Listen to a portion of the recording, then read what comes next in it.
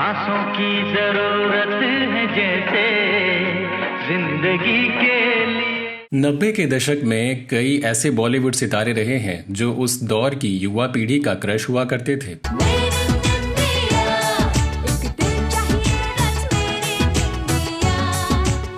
इस इंडस्ट्री में कई ऐसे सितारे भी आए जिन्होंने बेहद कम समय में हिंदी सिनेमा में अपनी अलग पहचान बनाई। बहुत तेजी से सफल हुए, लेकिन फिर उतनी ही तेजी से उनकी सफलता का ग्राफ नीचे भी गिर गया।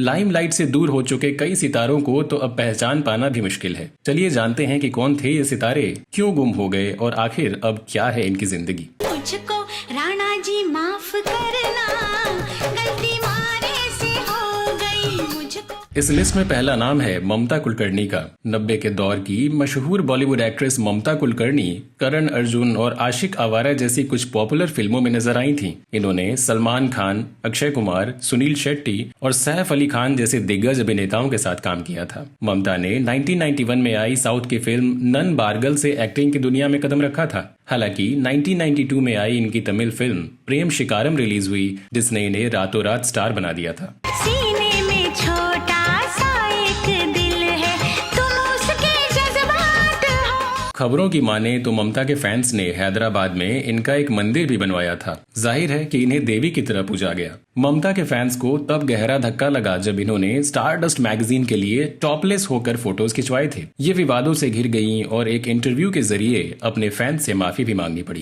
कहते हैं कि टॉपलेस फोटोज के चलते 20 रुपए की स्टारडस्ट मैगजीन को लोगों ने 100 रुपए देकर खरीदा था। हालांकि फिल्म चाइना गेट की शूटिंग के दौरान अंडरवर्ल्ड के साथ इनके कनेक्शन सामने आने के बाद ममता का करियर धीरे धीरे खत्म हो गया। 2002 में आई इनकी फिल्म कभी तुम कभी हम के बाद ममता को फिल्मों में नहीं देखा गया। बाद में पता चला कि ये छोटा राजन के साथी विकी गोस्वामी के साथ दुबई और केन्या में रह रही हैं। इसके बाद 2013 में एक साध्वी के भेष में इनकी तस्वीर सामने आई थी। जिन्हें कभी लोगों ने एक देवी की तरह पूजा था, वो अब 2000 करोड़ के ड्रग रैकेट केस में अपने पति संग फरार हैं। इस लिस्ट में दूसरा नाम है मिलिंद सोमन का। मिलिंद सोमन ने एक मॉडल के रूप में 1988 में अपने करियर की शुरुआत की थी।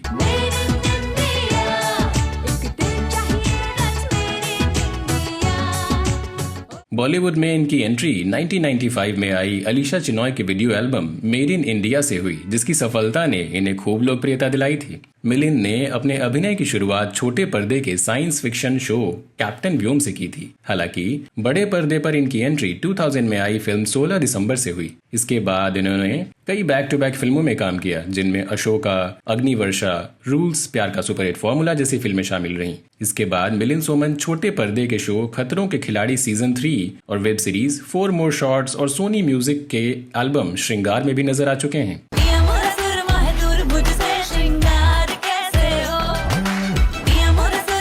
हालांकि ये अपनी फिल्मों से ज्यादा अपने विवादित फोटोशूट और अफेयर्स की वजह से चर्चा में रहे, और जानकारों की माने तो इन विवादों की वजह से ही इन्हें बॉलीवुड में ज्यादा सफलता नहीं मिल सकी। 2018 में अपने से आधी उम्र की लड़की के साथ शादी करके इन्होंने एक बार फिर अपने फैंस को चौंका दिया था। इस लिस्ट में तीसरा नाम है राहुल रॉय का। कोलकाता में जन्मे राहुल ने 1990 की सुपरहिट फिल्म आशिकी से अपने करियर की शुरुआत की और रातों रात स्टार बन गए।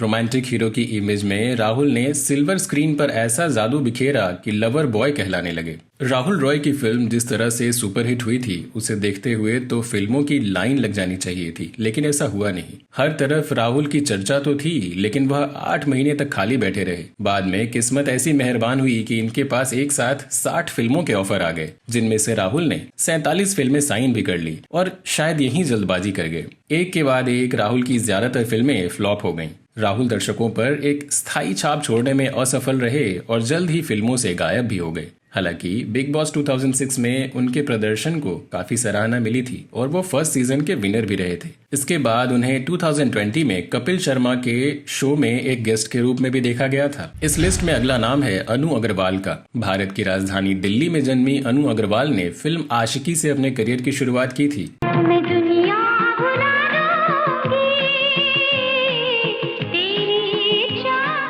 फिल्म हिट हो गई और अनु अग्रवाल रातों रात स्टार बन गई। इसके बाद उन्होंने कई फिल्मों में काम किया, लेकिन बॉक्स ऑफिस पर उनका जादू नहीं चल पाया। अनु की जिंदगी में फिर वो मोड़ आया जब उन्होंने अपनी कमाई हुई शोहरत ही गंवा दी। 1999 में अनु अग्रवाल एक सड़क हादसे का शिकार हो गईं। उनकी याददाश्त चली गई और वो पैरालाइज्ड हो गईं। करीब 1 महीने तक कोमा में रहने के बाद उन्हें होश आया और लगभग 3 साल तक एक्ट्रेस का इलाज चलता रहा, लेकिन हादसे की वजह से खराब हुआ चेहरा ठीक नहीं हो पाया। ऐसे में अनु बॉलीवुड से दूर हो गईं और उनके बॉलीवुड करियर का अंत हो गया। इस लिस्ट में अगला नाम है हेमा मालिनी की भतीजी और जूही चावला की देवरानी पद्म मालिनी उर्फ मधुबाला उर्फ मधु शाह का।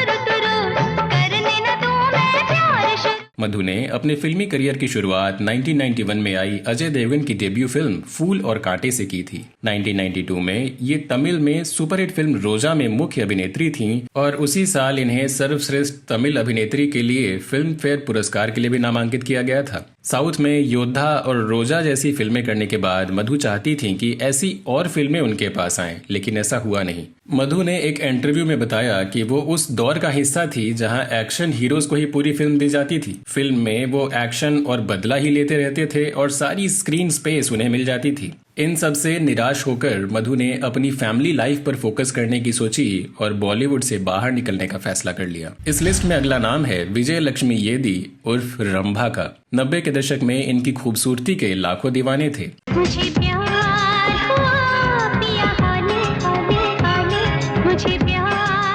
रंभा ने अपने करियर की शुरुआत 1995 में फिल्म जल्लाद से की थी। इन्होंने हिंदी सहित विभिन्न भाषाओं की कई भारतीय फिल्मों में अभिनय किया और 2004 तक उन्हें बेटी नंबर 1, घर वाली बाहर वाली और प्यार दीवाना होता है जैसी फिल्मों में देखा गया था। बॉलीवुड में सलमान खान के साथ उनकी जोड़ी सुपरहिट रही। उन्होंने जुड़वा और बंधन जैसी फिल्मों में साथ काम किया जो कि बॉक्स ऑफिस पर सुपरहिट साबित हुई थी। रंभा ने अपने करियर के पीक पर 2010 में अचानक कनाडा के एक श्रीलंकाई तमिल बिजनेसमैन इंद्रान पद्मनाथन से शादी कर सबको चौंका दिया। इसके बाद इन्होंने फिल्म इंडस्ट्री को अलविदा कह दिया और अपनी पर्सनल लाइफ में बिजी हो गई। इस लिस्ट में अगला नाम है मनीषा कोइराला के साथ इलू इलू करने वाले एक्टर विवेक मुशरान का। इन्होंने 1991 में आई फिल्म सौदागर से जबरदस्त लोकप्रियता हासिल की थी। जब बाग में कोई फूल खिला तो भंवरे ने कहा।